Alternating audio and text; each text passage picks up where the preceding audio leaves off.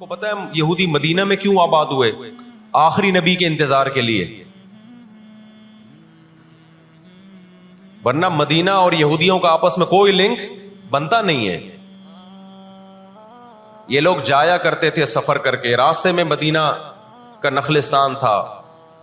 تاریخ کی کتابوں میں لکھا ہے کہ انہوں نے دیکھا کہ آخری نبی محمد صلی اللہ علیہ وسلم جس علاقے میں آئیں گے، نبوت کا اعلان کریں گے، اس تمام علامات اس علاقے میں پائی جاتی ہیں۔ لیکن نبی صلی اللہ علیہ وسلم کے دنیا میں آنے کے بعد جیسے انہوں نے اپنی کتابوں میں عیسیٰ ابن مریم کا تذکرہ ہونے کے باوجود ان کا انکار کیا حسد اور جیلیسی کی وجہ سے، اسی طرح انہوں نے محمد صلی اللہ علیہ وسلم کی نبوت کا انکار کیا۔ قرآن کہتے ہیں اس کی بیس بھی کیا تھی؟ حسد اور جیلیسی۔ دیکھو اللہ کا قاعدہ ہے کہ دنیا میں جو حد سے زیادہ آگے نکلنے کی کوشش کرتا ہے نا، اپنی اوقات سے زیادہ، حق علی اللہ الا یرتفع شیء الا وضعہ، نبی صلی اللہ علیہ وسلم نے فرمایا اللہ نے اپنے اوپر یہ بات لازم کر لی ہے کہ جو چیز بھی حد سے آگے نکلے گی اللہ اس کو زمین پہ گرا دے گا۔ آج بھی آپ نے دیکھا ہوگا نا، بہت سے لوگ ہر وقت میں کرتے کرتے تکبر سے دماغ خراب ہونے لگتا ہے۔ اللہ کی قدرت حرکت میں آتی اور اللہ ایک ہی دفعہ میں نیچے پٹکتے ہیں اس کو۔ نبی صلی اللہ علیہ وسلم نے فرمایا اللہ تعالیٰ کہتے ہیں الکبریاء ردائی، تکبر میری چادر ہے، جو مجھ سے اس چادر میں شرکت کی اور الجھنے کی کوشش کرے گا میں اس کو رسوا کر دوں گا۔ یہی 100% یہ معاملہ اللہ نے یہودیوں کے ساتھ کیا ہے۔ یہ لاڈلی قوم تھی، اللہ نے ان میں بہت سارے پیغمبر بھیجے، موسیٰ کلیم اللہ بھیجے جنہوں نے ان کو فرعون کے تسلط سے آزاد کرایا۔ اتنے سارے معجزے دیکھنے کے بعد جب ان کو حکم ہوا اللہ کی راہ میں جہاد کرو تو انہوں نے کیا کہا؟ اذهب انت وربک فقاتلا انا ہاہنا قاعدون، اے موسیٰ تو اور تیرا رب جا کے لڑ، ہم یہیں بیٹھ کے تماشا دیکھ رہے ہیں۔ اللہ نے کیا کیا ہے؟ ابراہیم علیہ السلام کے جو دو بیٹے تھے نا، ایک اسماعیل اور ایک اسحاق، تو اللہ نے نبوت کہاں شفٹ کر دی؟ اسماعیل علیہ السلام کی اولاد، کہ اب جو آخری پیغمبر آئے گا وہ اسحاق علیہ السلام کی اولاد میں نہیں ہوگا، وہ بنی اسرائیل میں سے نہیں ہوگا۔ اسرائیل یعقوب علیہ السلام کا لقب ہے، یعقوب علیہ السلام کی اولاد میں نہیں ہوگا، وہ کس کی اولاد میں ہوگا؟ اسماعیل علیہ السلام۔ ان کے اندر دو بیماریاں، ایک حسد کہ فلاں کو نعمت کیوں مل رہی ہے، اور ایک دنیا سے محبت۔ قرآن کہتا ہے یود احدہم لو یعمر الف سنہ، ان میں سے ہر شخص چاہتا ہے کہ کم سے کم اس کی عمر کتنی ہونی چاہیے؟ 1000 سال۔ اور مسلمان دنیا سے محبت نہیں کرتا۔ تو آپ بتاؤ، دو ایسی قوموں کا مقابلہ ہو کہ ایک زندہ رہنے کے لیے لڑ رہی ہو اور ایک موت کے لیے لڑ رہی ہو، تو فتح کس کو ملے گی؟ جو موت کے لیے لڑتا ہے۔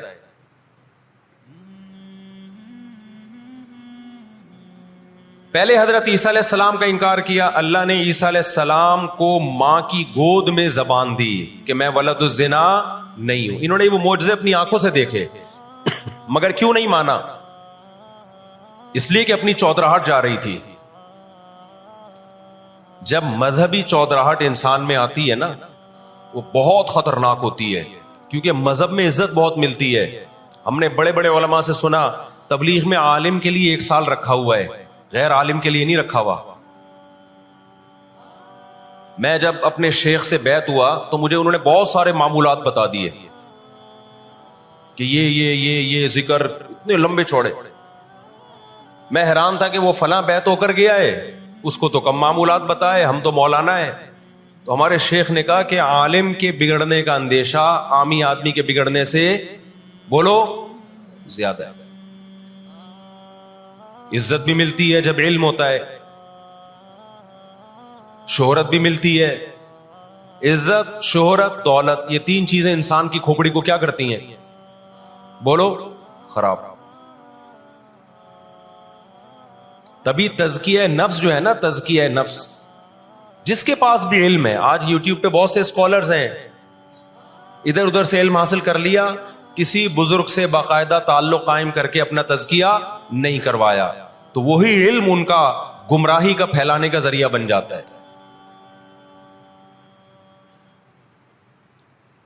قرآن کیا کہتا ہے؟ ان لوگوں میں انا پیدا ہو گئی، ہم نے ان کو علم، یہودیوں کو علم پر بھی دنیا کا علم بھی دیا، دین کا علم بھی دیا، اور داؤد اور سلیمان علیہ السلام کے ذریعے دنیا میں ان کی خلافتیں قائم ہوئی، تو بجائے اللہ کے شکر گزار بننے کے تکبر سے کھوپڑی آؤٹ ہونا بولو شروع۔ اللہ سے کوئی نہیں لڑ سکتا۔ جب تکبر آئے گا آپ کے اندر، بجائے اس کے کہ آپ اللہ کا شکر ادا کرو، بہت بڑے حصے پر یہودیوں نے حکومت کی ہے، ایسے ایسے پیغمبر اللہ نے یہودیوں کو دیے جو نہ عیسائیوں کے حصے میں آئے نہ مسلمانوں کے حصے، یعنی کثرت کے اعتبار سے اتنے زیادہ۔ ہمیں اللہ نے سید الانبیاء دیے محمد صلی اللہ علیہ وسلم، ہم پر سب سے زیادہ احسان ہے، لیکن کثرت کو دیکھا جائے تو جتنے کثرت سے پیغمبر یہودیوں کے پاس آئے، اتنی کثرت سے پیغمبر کسی اور قوم کے پاس نہیں آئے۔ پھر اللہ نے داؤد اور سلیمان علیہ السلام کے ذریعے ان کو بڑی بڑی حکومتیں دیں، بیت المقدس ان کا مرکز بنا، لیکن اللہ کا شکر گزار بننے کے بجائے تکبر سے کھوپڑی آؤٹ ہونا شروع ہو گئی۔ اللہ نے ان سے نظام حکومت لے کے کس کے حوالے کر دیا؟ بیت المقدس کا، عیسائیوں کے حوالے کر دیا۔ عیسائی بہت تھوڑے تھے، لیکن اللہ نے ان تھوڑوں کو ان طاقتوروں سے لڑوایا، اور اللہ نے ان کو مغلوب کیا، ان کے ہاتھ سے بیت المقدس نکلا، اور اس کے بعد سے اب تک ان کے ہاتھ میں بیت المقدس نہیں آیا۔ مسلمانوں کے پاس آ گیا، ان کو نہیں دیا اللہ نے۔ 18ویں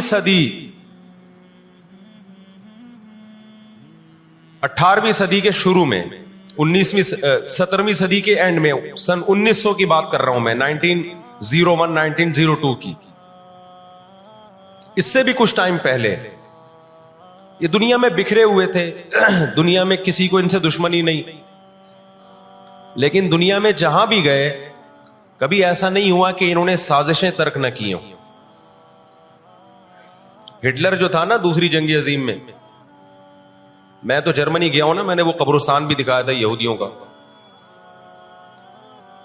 ہٹلر نے یہودیوں پہ بہت زیادہ ظلم کیا، جو بالکل غلط کیا۔ ہم اس ظلم کو کبھی بھی حوصلہ افزائی نہیں کرتے، دیگوں میں اٹھا اٹھا کے زندہ ڈال دیا کرتا تھا۔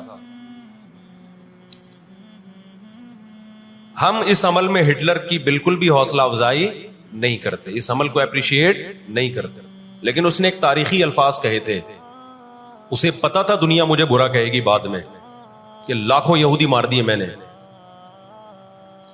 اس نے کہا میں چاہتا تھا سب کو قتل کر دیتا، ایک بھی زندہ نہ چھوڑتا، لیکن کچھ میں زندہ چھوڑ کے جا رہا ہوں، تاکہ دنیا جب مجھے یاد کرے گی نا کہ یہودی ظالم تھا، تو دنیا کو پتا چلے گا کہ میں نے ان کو قتل کیوں کیا۔ کچھ چھوڑ کے جا رہا ہوں، یہ چین سے نہیں بیٹھیں گے، دیکھنا کرتے کیا ہیں یہ۔ آج ہٹلر زندہ ہوتا، ہٹلر اگر آج زندہ ہوتا، دنیا کہتی کہ تو بندہ ٹھیک نہیں تھا لیکن بات ٹھیک کر کے گیا ہے۔ جیسے مشرف بندہ ٹھیک نہیں تھا لیکن بات، اس نے کہا نا دنیا کس کی زبان مانتی ہے؟ ڈنڈے کی، بات ٹھیک کر کے گیا ہے۔ اور میں آپ لوگوں کو بھی کہتا ہوں، آپ کا گھر بھی ایک چھوٹی سی ریاست ہے، گھر میں آپ کا روب ہوگا تو صحیح چلے گا گھر، روب نہیں ہے تو بھی دماغ سے نکال دو کہ میں محبت اور امن شانتی کے ساتھ گھر صحیح چلے گا۔ امن شانتی سے ہی چلتا ہے گھر، روب کا ہونا بھی کیا ہے، اس کے بغیر نہیں ہوتا گزارا۔ سمجھتے ہو کہ نہیں؟ تو اللہ نے آدمی کو آدمی اس لیے بنایا ہے کہ اس کا تھوڑا روب رہے گھر کے اندر، روب ختم تو گھر سے بڑی مصیبت پھر کوئی نہیں ہے۔ دنیا بھی اسی اصول پہ چلتی ہے۔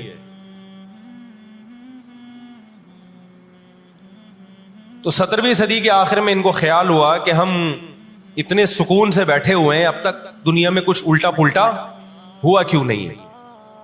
ان کو خیال ہوا یہودیوں کو۔ قرآن نے ان کے بارے میں کیا کہا؟ ضربت علیہم الذلہ، ہم نے ان پر ذلت کو دے مارا ہے۔ آپ کو پتا ہے کہ یہود کا لفظ اتنی بڑی گالی دنیا کے لیے بن گیا تھا۔ ایران میں بہت زیادہ یہودی ہیں، پتا ہے آپ کو؟ اسرائیل کے بعد سب سے زیادہ یہودی ایران میں ہیں، لیکن انہوں نے اپنا نام ایران میں یہود نہیں رجسٹرڈ کروایا، کلیمی رجسٹرڈ کروایا ہوا ہے، موسیٰ کلیم اللہ کی نسبت سے۔ کیوں؟ ان کو پتا ہے کہ یہود کا لفظ دنیا میں کیا بن چکا ہے؟ گالی. شرم آئے گی کسی کو بتاتے ہوئے کہ میں یہودی ہوں. اس لیے ایران میں انہوں نے اپنے آپ کو رجسٹرڈ کس نام سے کروایا ہے؟ کلیمی کہتے ہیں ان کو. میں مانتا ہوں سارے یہودی ایسے نہیں ہوتے, میں نے پہلے وضاحت کر دی, ہمیں یہودیوں سے دشمنی نہیں ہے, کیونکہ قرآن جہاں یہودیوں کی برائی بیان کرتا ہے وہاں قرآن یہ بھی کہتا ہے لیسوا سواء, سارے ایک جیسے نہیں ہیں. قرآن اعتدال سے بات کرتا ہے, سارے ایک جیسے نہیں ہیں. لیکن جتنا شر اور فساد اس قوم میں ہے, قرآن کہتا ہے کہ اتنا دنیا میں کسی اور قوم میں نہیں ہے. لَتَجِدَنَّ أَشَدَّ النَّاسِ عَدَاوَةً لِلَّذِينَ آمَنُوا الْيَهُودَ, اللہ کہتے ہیں تم مسلمانوں کا سب سے بڑا دشمن, دنیا کی جتنی قومیں ہیں ان میں سب سے بڑا دشمن کس کو پاؤ گے؟ یہود کو پاؤ گے. اس کے بعد مشرکین کو پاؤ گے, اور اسلام کے سب سے زیادہ قریب تم کس کو پاؤ گے؟ نصارہ کو, عیسائیوں کو پاؤ گے.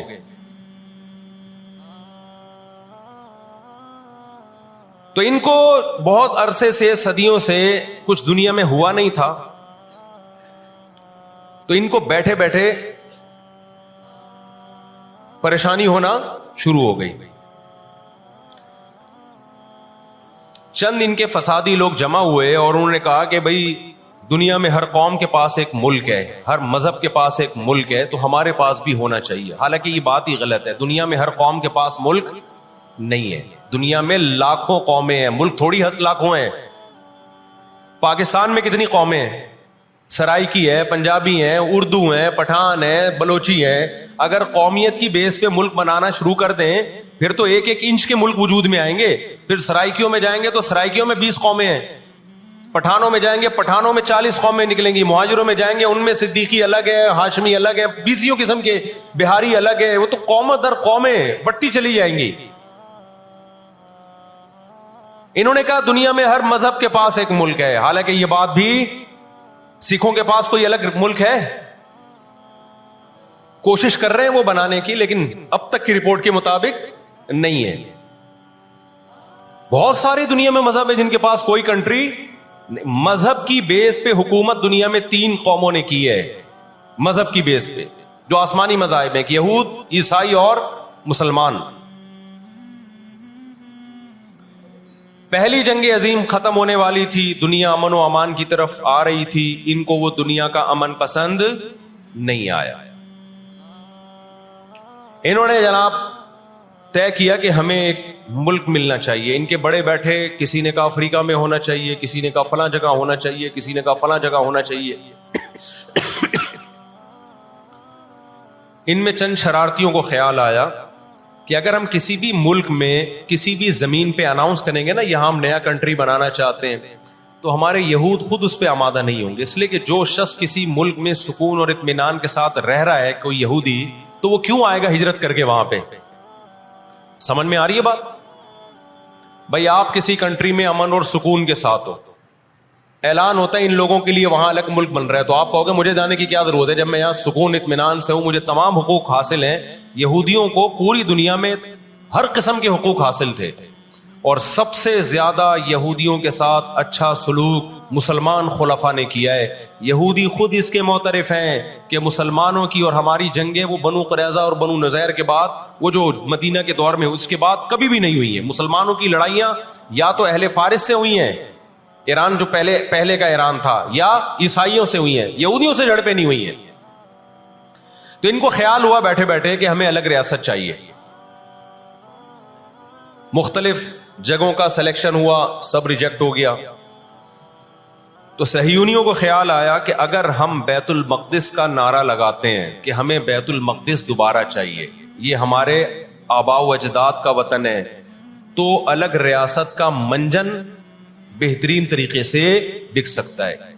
مذہبی لوگ جہاں لوگوں کو صحیح گائیڈ کرتے ہیں, خوب سمجھ لو مذہب کے نام کا منجن بھی مذہب میں ہی بکتا ہے. آج بھی ایسا ہو رہا ہے. بہت سی مذہبی تحریکیں لیبل کس کا لگا رہی ہوتی ہیں؟ اسلام میں بھی ایسا ہی ہے. جہاں اسلام میں آپ کو اچھی تحریکیں ملیں گی, وہاں ایسی تحریکیں بھی ملیں گی کہ لیبل کس کا لگایا جا رہا ہوتا ہے؟ مذہب کا, اور مقصد اس کے پیچھے دنیاوی مفاد ہوتے ہیں. اس کو سمجھنے کی ضرورت ہے. ہمارے یہاں جہاں بھی نعرہ لگ جائے نا مذہب کا, تو لوگ سارے گدھے گھوڑوں کی طرح اکٹھے ہو جاتے ہیں. یہ نہیں دیکھتے کہ اس کے پیچھے اس کے مقاصد کیا ہیں.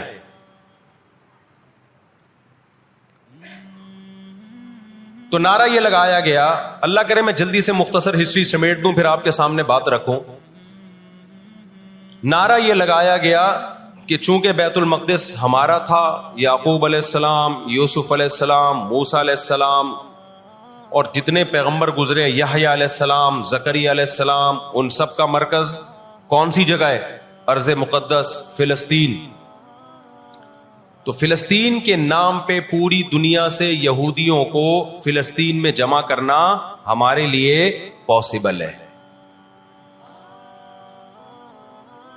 مگر یہودی بکھرے ہوئے تھے, ان کے پاس اتنی طاقت نہیں تھی.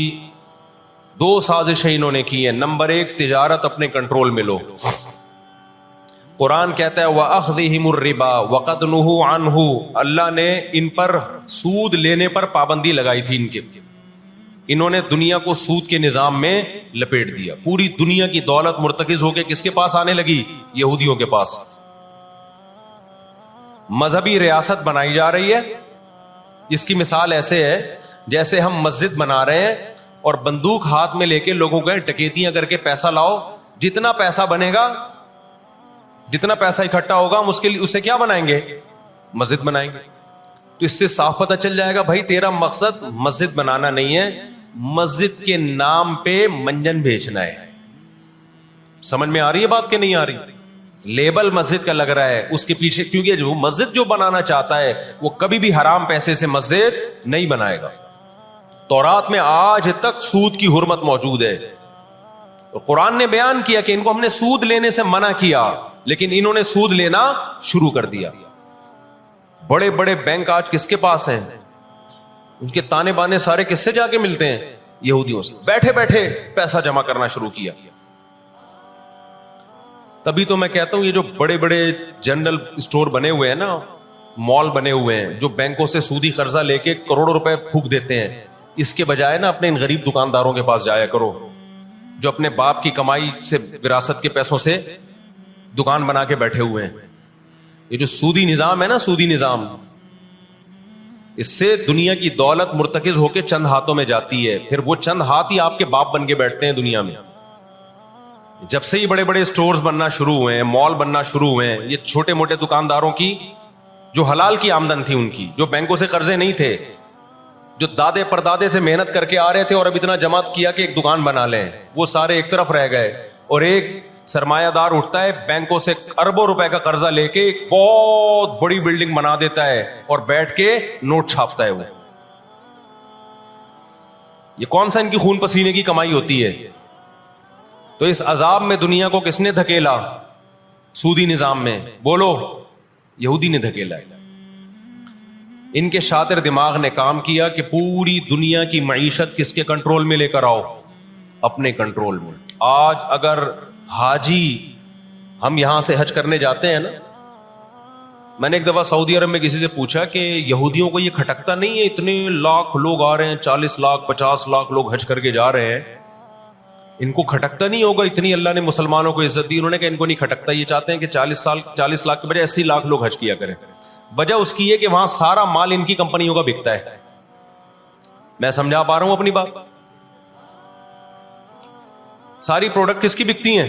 منجن انہی کا بک رہا ہے وہاں بھی. تو چاہتے ہیں 40 لاکھ کے بجائے کتنے لاکھ حج کیا کریں؟ 80 لاکھ حج کیا کریں. اللہ میاں نے حج کا جہاں تذکرہ کیا نا, وہاں تجارت کا بھی تذکرہ کیا ہے. لیس علیکم جناح ان تبتغوا فضلا من ربکم. مسلمان جب حج کرنے جاتے تھے تو تجارت بھی کرتے تھے, کیونکہ پوری دنیا سے مسلمان آ رہے ہیں.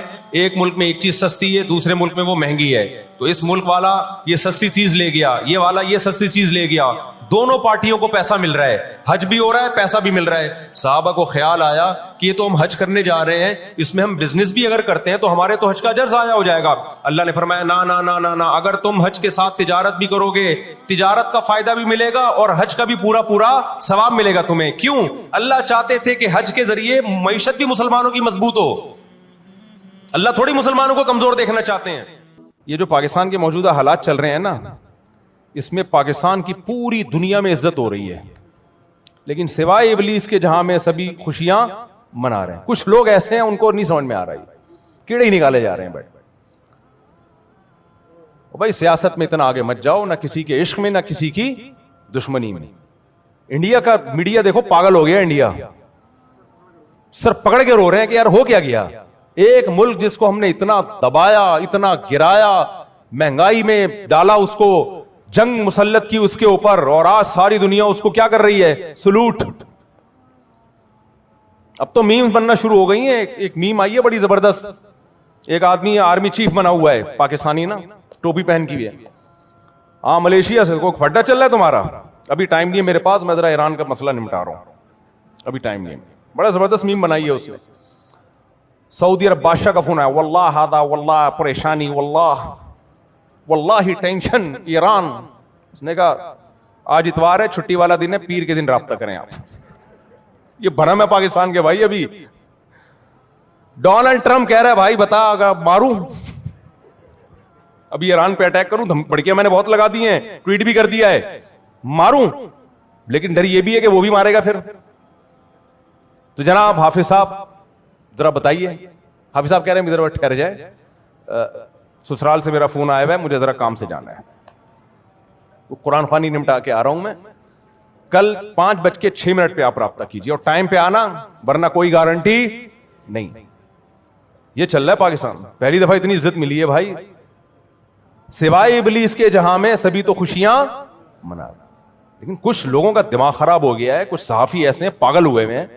ابے تو ڈونلڈ ٹرمپ اور ان کی پہلے سے ملی بھگت تھی، ابے یہ تو پہلے سے گیم کھیلے ہوئے تھے انہوں نے، بس کر دو یار. انڈیا کو دیکھو کیسا بوکھلا گیا ہے، وہ پاگل ہو گیا انڈیا.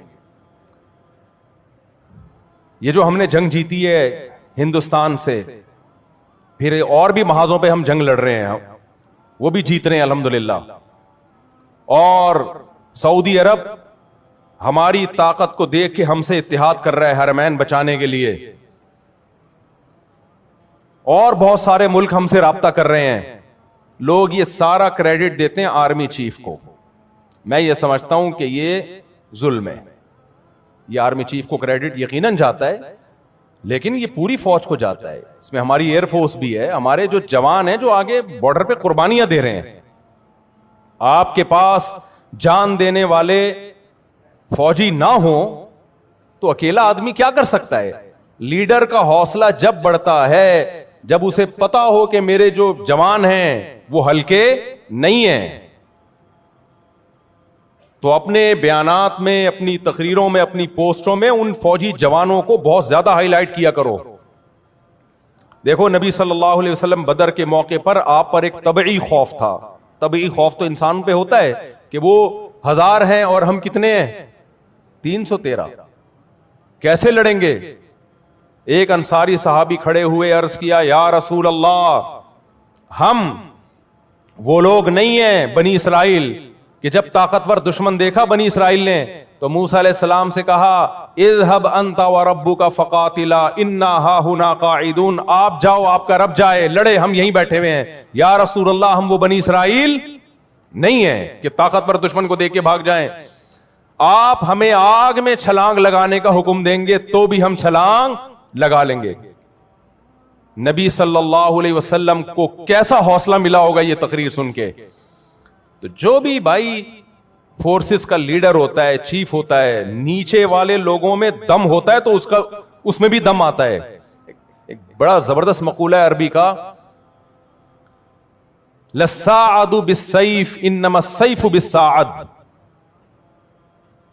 بڑا زبردست مقولہ ہے. کہتے ہیں بازو میں طاقت تلوار سے نہیں آتی ہے. نہیں آئی سمجھ میں؟ اللہ کرے کھوپڑی شریف میں آ جائے. بازو میں تلوار کی وجہ سے طاقت نہیں آتی، تلوار کے لیے بازو کا مضبوط ہونا ضروری ہے. تلوار کسی کام کی نہیں ہے اگر اس کو کسی کمزور ٹی بی کے مریض نے پکڑا ہوا ہے، کسی عورت کے ہاتھ میں ہے، وہ کسی کام کی نہیں ہے، اس سے گائے بھی ذبح نہیں ہو سکتی. تو بازو مضبوط ہوتا ہے تو پھر تلوار طاقتور. تو یہ جو ہمارے جوان بارڈر پہ لڑ رہے ہیں اور بے تحاشا قربانیاں دے رہے ہیں، ان کے حوصلے ہیں، ان حوصلوں کی وجہ سے سربراہوں کا بھی حوصلہ بلند ہوتا ہے. تو یہ کریڈٹ ان کو بھی جانا چاہیے. بلکہ ان کو تو زیادہ جانا چاہیے. بہت قربانیاں دی ہیں, اس کے بعد جا کے یہ حالات ہوئے ہیں. جو فورسز کی قربانیاں ہیں وہ میڈیا پہ آتی نہیں ہیں. پوری دنیا اپنی فورسز کی قربانیوں کو ہائی لائٹ نہیں کرتی ہے. اس میں خطرہ ہوتا ہے کسی کی حوصلہ شکنی نہ ہو, قوم کا امیج, قوم کا جو حوصلہ ہے مورال ڈاؤن نہ ہو. لیکن حقیقت یہ ہے کہ بہت قربانیاں دی ہیں, اس کے بعد جا کے یہ حالات ہوئے ہیں. تو کوئی اچھے دن دیکھنے کو مل رہے ہیں. لیکن وہی بات ہے, کچھ لوگ کہہ رہے ہیں دیکھتے ہیں بھی کتنے دن چلتا ہی ہے, دیکھتے ہیں. یہ ایسے ہی ہے, میاں بیوی کی شادی ہو رہی ہے, سارے خوش ہو رہے ہیں, مٹھائیاں بانٹ رہے ہیں, ایک کہہ رہا ہے دیکھتے ہیں, ہو سکتا ہے کل طلاق ہو جائے. ابے ابھی تو شادی ہو رہی ہے, ابھی خوش ہو جائے یار. ہو تو بہت کچھ سکتا ہے, ہو تو یہ بھی سکتا ہے ٹرک کے نیچے آگے مر جائے. پھر مثال دے رہا ہوں, وہ دیکھو ایک دن ہوا تھا, وہ دولہا بیوٹی پارلر میں جا رہا تھا, تیار ہونے گاڑی کے نیچے آ گیا تو طلاق ہو گئی, فلانا ہو گیا. بھائی ہونے کو بہت کچھ ہے, لیکن جب شادی ہوتی ہے تو مٹھائیاں بٹتی ہیں, ایک دوسرے کو مبارکبادیں دی جاتی ہیں. اگر آپ کو دولہا دلہن سے محبت ہے, محبت نہیں ہے تو آپ صحافی بن کے بیٹھو گے اور کیڑے نکالنا شروع کر دو. ابے یہ دولہے نے پٹایا ہے, اور یہ تو چرسی ہے, یہ تو ایسا ہے, یہ ہو ہی نہیں رہی شادی, ہمیں بیوقوف بنانے کے لیے ہو رہی ہے. تو ایک اچھا کام ہو گیا میرے بھائی بڑے عرصے کے بعد دیکھنے کو. اور یہ جو جنگ ہوئی تھی نا انڈیا کے خلاف, خدا کی قسم یہ والی فتح اس فتح سے بھی بڑی فتح ہے جو ابھی ہوئی ہے. ابھی تو ہم 2 دن میں سعودی عرب میں رہا ہوں نا, وہ لوگ مان رہے ہیں, سعودی مان رہے ہیں یار زندہ باد پاکستان. ہمیں نہیں مان رہے کیونکہ ہماری حرکتیں ٹھیک نہیں ہو رہی ہیں. وہاں سعودی عرب میں جب میں نے ابھی عمرہ کیا, آپ کہو گے عمرہ کیسا کیا, بال تو اتنے بڑے ہیں, تو میرے اس سے بھی بڑے تھے. میں اتنے بال رکھتا ہوں کہ 10 عمرے اس میں آرام سے ہو سکتے ہیں, پھر بھی بڑے رہے بال. تو وہاں کیا ہوا کہ جو ہیئر ڈریسر ہے نا پاکستانی, وہ کم ہو گئے, مصری زیادہ ہو گئے. تو وہیں کے پاکستانیوں نے بتایا کہ اتنا گورنمنٹ آف سعودیہ نے پاکستانیوں کو تنبیہات کی کہ بھائی کسٹمر کو وہاں جا کے نہ پکڑا کرو, تمہاری دکان پہ آگے بیٹھ جائے گا, اس کے بال کاٹ دیا کرو. وہاں جا کے نا بھکاریوں کی طرح ہم لوگ کر رہے ہوتے ہیں یہ حرکتیں. آپ نے عمرہ کر لیا, آ جاؤ, وہ دوسرے آپ نے کر لیا, وہ ادھر گھسیٹ رہا ہے, وہ ادھر گھسیٹ. سعودی گورنمنٹ نے 10-15 سالوں سے پاکستانیوں کو سمجھا رہے ہیں کہ یہ چھچوری حرکتیں مت کرو, تمیز سے بیٹھ جاؤ دکان کھول کے, جس نے آنا ہوگا آ جائے گا. نہیں مانے تو اب وہ نکال رہے ہیں پاکستانیوں کو, مصریوں کو لا کے رکھ لیا, وہ بڑے ڈیسنٹ طریقے سے بیٹھے ہوئے ہوتے ہیں. لیکن پاکستانی باز نہیں آیا. ابھی میں نے عمرہ کیا تو 2 بندے آ گئے, چھپ چھپا کے آ رہے ہوتے ہیں شرطوں سے. تو یار کیوں اپنے اوپر بھی پابندیاں لگا رہے ہو, دنیا پہ بھی پابندیاں لگا رہے ہو. ملک کا امیج اچھا جا رہا ہے, قوم کا امیج اچھا نہیں جا رہا ہے. تو اخلاقیات بھی کوئی چیز ہوتی ہے نا, کسی ملک کے قوانین کو فالو کرنا چاہیے. بس بات کو میں سمیٹ کے ختم کر رہا ہوں. تو اس لیے میرے بھائی سوائے ابلیس کے جہاں میں سبھی تو خوشیاں منا رہے ہیں. تو وہ صحافی جو اس وقت نیگیٹیوٹی پھیلا رہے ہیں نا, ان کو مت سنو, وہ کیڑے ہی نکالتے رہیں گے بیٹھ کے. اور خدا نخواستہ یہ معاہدہ اگر ناکام ہو گیا تو اس میں پاکستان کا قصور نہیں ہے, پوری دنیا نے پاکستان کو ڈالا ہے بیچ میں. اور ہم اگر ایٹم بم نہ ہوتے نا تو ہمارا تو بیڑا غرق ہو چکا ہوتا. اور بعض تبصرہ نگار یہ بھی کہہ رہے ہیں دنیا میں اب راج صرف وہی کریں گے جن کے پاس ایٹم بم ہے, جن کے پاس بم نہیں ہے ہو گئے, پروگرام اڑ گیا. تو یہ اللہ کا شکر ہو گیا ہم نے صحیح ٹائم پہ ایٹم بم بنا لیا تھا. اللہ ڈاکٹر عبد القدیر خان کی مغفرت کرے, ان کے درجات کو بلند کرے. اور اس بم بنانے میں سعودی عرب نے بھی ہمارا بڑا ساتھ, بہت سارے لوگ انوالو ہیں اس میں, فوج بھی ہے, ISI بھی ہے, کچھ سیاسی لیڈر بھی ہیں, بہت سارے لوگوں کو یہ کریڈٹ جاتا ہے, بھٹو کو بھی جاتا ہے کریڈٹ. تو سب کو یہ بہرحال سب نے مل جل کے خاندانی کام, تو پاکستان میں سارے غلط کام نہیں ہو رہے, اس سے ہی پتہ چلتا ہے کچھ کام الحمدللہ. اور دیکھو غریب ہو کے مر جاؤ لیکن کمزور ہو کے نہ مرو, یہ پتہ چل گیا کہ نہیں چل گیا. ورنہ حقیقت کیا, ابو فلاں رہ گیا, کھوکھلے. ان کے طیارے ہمارے ایئرپورٹوں پہ کھڑے ہوئے ہیں, ہمارے ایئرپورٹ میں, کہہ رہے ہیں یار اللہ کے نام پہ یہ اتحاد لے لو. PIA میں آ رہے ہیں. تو اس لیے ہم نے ڈیفنس پہ کمپرومائز نہیں کیا. سمجھ میں آ رہی ہے بات؟ یہ ہماری فورسز کا ایک خاندانی کام ہے کہ انہوں نے ڈیفنس پہ کمپرومائز, جو کام ان کا تھا وہ انہوں نے کیا, گو کہ جو نہیں تھا وہ والا بھی کیا, لیکن بہرحال ان کا کام نہیں تھا کہ وزیر اعظم کون بنے گا کون نہیں بنے گا. الیکشن میں آپ کی انوالومنٹ بالکل بھی نہیں ہونی چاہیے, یہ آپ کے کام نہیں ہے. دیکھو کسی نے بڑی زبردست بات کی ہے, پاکستان میں جتنے بھی وزیر ہیں نا, کسی بھی وزیر سے پوچھو کہے گا میں ادھر کا وزیر ہوں, اختیار میرے پاس ہے, میں صدر ہوں, اختیار میرے پاس ہے, حالانکہ نہیں ہوتا اختیار. میں وزیر اعظم ہوں, اختیار میرے پاس ہے, حالانکہ نہیں ہوتا اختیار. میں فلانے محکمے کا وزیر ہوں, اختیار میرے پاس ہے, حالانکہ نہیں ہوتا. ایک اکیلا آرمی چیف ہے جو کہتا ہے میں قوم کا خادم ہوں, حالانکہ باپ کون ہوتا ہے؟ وہی سب کا باپ ہوتا ہے. تو اب یہ غلط ہے صحیح ہے, یہ ایک الگ بحث ہے, لیکن بہرحال کام خاندانی ہو رہے ہیں پاکستان میں, اور ہمیں اس پہ شکر ادا کرنا چاہیے. پوری دنیا رابطے کر رہی ہے, پوری دنیا ہمیں ہماری طرف للچائی ہوئی نگاہوں سے دیکھ رہی ہے. ایران میں جھنڈے لہرائے جا رہے ہیں, پاکستان زندہ باد کے نعرے لگ رہے ہیں. حضرت مفتی عبدالرحیم صاحب نے چند دن پہلے بیان دیا تھا کہ نوبل انعام جو ہے یہ جنرل عاصم منیر کو ملنا چاہیے. تو لوگوں نے بہت نیگیٹو کمنٹ کیے کہ یہ سرکاری پٹھو فلانے. اصل میں بات یہ ہے کہ اپنے ملک سے محبت کا جو بھی اس وقت دعویٰ کرے گا نا, تو اس کو لوگ درباری سرکاری ہی کہیں گے, کیونکہ کھوپڑی کیا ہو چکی ہے, خراب ہو چکی ہے. یار اگر ہمارے سربراہ کو نوبل انعام مل, اور ملنا چاہیے, ہم انڈیا کی اس سے زیادہ ٹھکائی لگائے سکتے تھے. ہم نے 2 گھنٹوں میں بس لگا کے بند کر دیا اس کو, ورنہ اور بھی مار سکتے تھے, لیکن پاکستان بدامنی نہیں چاہتا. تو اس لیے انعام ڈونلڈ ٹرمپ کو نہیں ملنا چاہیے, انعام ہمیں ہمارے سربراہوں کو ملنا چاہیے. بھلے آپ کے ہمارے ان سے 10 اختلافات ہوں, اختلافات ہوتے رہتے ہیں, زندہ قوموں کا کام ہے اختلاف کرنا, لیکن انصاف کی بات یہ ہے کہ جو اچھا کام ہو اس کو اچھا ماننا چاہیے. سمجھ میں آ رہی ہے بات؟ باقی جو لوگ الیکشن میں ہارے ہیں میں ان سے پھر دوبارہ تعزیت کرتا ہوں. مجھے پتا تھا ان کے ہارنے کا تھا نہیں, ان کو جیتنا تھا. کچھ کو تو میں نے جتوانے کی کوشش کی, پھر بھی ہار گئے وہ. تو وہ ہوتا رہے گا, کیونکہ آرمی چیف قوم کا خادم ہوتا ہے, اس کے ہاتھ میں بیچارے کے ہاتھ میں کچھ بھی نہیں. خیر بہرحال تو اللہ تعالیٰ سمجھنے کی عمل کی توفیق عطا فرمائے. وما علینا الا البلاغ. وعلیکم السلام. محمد سفیان بن نسیم الدین, انصر شاہ بنت شہزاد احمد. انصر شاہ نام ہے دلہن کا, انوشا, اس کو صحیح دکھوائیں. انوشا بنت شہزاد احمد دلہن کا نام ہے. 50,000 روپے مہر. دلہن کے وکیل کہاں ہیں بھائی؟ دلہن کے وکیل آپ ہیں. آپ نے اجازت دی کہ 50,000 روپے مہر میں انوشا شاہ بنت شہزاد احمد کا نکاح محمد سفیان ولد نسیم الدین سے کروں. اجازت ہے؟ اجازت ہے.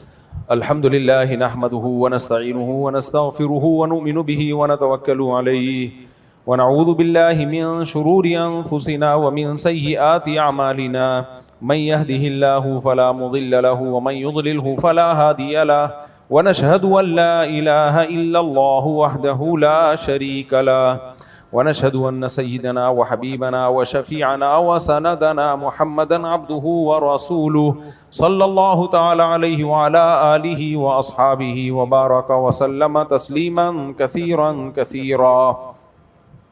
اما بعد فاعوذ بالله من الشيطان الرجيم. بسم الله الرحمن الرحيم. يا ايها الناس اتقوا ربكم الذي خلقكم من نفس واحدة وخلق منها زوجها وبث منهما رجالا كثيرا ونساء واتقوا الله الذي تساءلون به والارحام ان الله كان عليكم رقيبا. وقال تعالى يا أيها الذين آمنوا اتقوا الله وقولوا قولا سديدا يصلح لكم أعمالكم ويغفر لكم ذنوبكم ومن يطيع الله ورسوله فقد فاز فوزا عظيما. وقال النبي صلى الله عليه وسلم النكاح من سنتي وقال فمن رغب عن سنتي فليس مني. وقال النبي صلى الله عليه وسلم تزوجوا الودود الولود فإني مباهي بكم الأمم. وقال النبي صلى الله عليه وسلم تزوجوا ولا تكونوا كرهبان النصارى.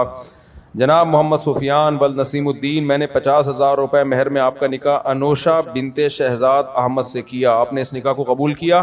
قبول کیا. جزاک اللہ. دعا کریں اللہ برکت دے. الحمدللہ رب العالمین والعاقبۃ للمتقین والصلاۃ والسلام علی رسولہ الکریم وعلی آلہ وصحبہ اجمعین. اے اللہ اس نکاح کو اپنے دربار میں قبول فرما.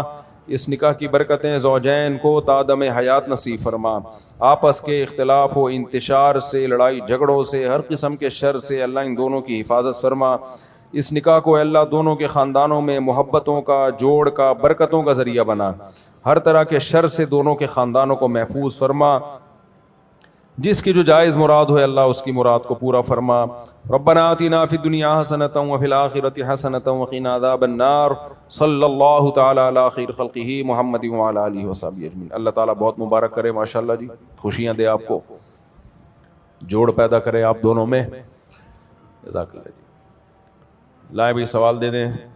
بھائی یہ جو بیان کا میں تھوڑا سا لگا دوں, وہ میں نے بیان میں یہ بات لے کے چل رہا تھا نا, نبی صلی اللہ علیہ وسلم نے فرقے بتائے, نام نہیں بتایا. اس پہ میں کئی دفعہ بیان کر چکا ہوں, بس یہ چونکہ بیان چل پڑا تھا تو اس کو مکمل کر لیتے ہیں. تو نبی صلی اللہ علیہ وسلم نے فرقے نہیں بتائے, علامتیں بتائی ہیں. تو جنتی فرقہ ہے اس کی علامت بتائی ہے, کیونکہ اگر کوئی نام بتا دیتے نا تو وہ سب لوگ وہ نام رکھتے ہیں. تو اس لیے ناموں میں کچھ نہیں رکھا, دیوبندی نام ہو, بریلوی نام ہو, اہل حدیث نام ہو, حنفی ہو, شافعی, کچھ بھی نہیں ہوتا. اس سے گورنمنٹ کی طرف سے کوئی پابندی نہیں ہے, کوئی بھی کسی بھی ٹائم پہ اپنے آپ کو کچھ بھی کہہ سکتا ہے. اچھا کچھ لوگ کہتے ہیں ہم صرف مسلمان ہیں. اچھی بات ہے اگر آپ صرف مسلمان ہیں, لیکن ہوتے نہیں ہے نا, آپ اس طریقے کو فالو نہیں کر رہے ہوتے جو اللہ اس کے رسول کا بتایا ہوا طریقہ ہے. تو اللہ اس کے نبی صلی اللہ علیہ وسلم نے فرمایا 73 فرقوں میں ایک جنتی ہوگا. صحابہ نے پوچھا کون ہوگا؟ آپ نے فرمایا ما انا علیہ و اصحابی, جو میرے اور صحابہ کے طریقے پر ہو.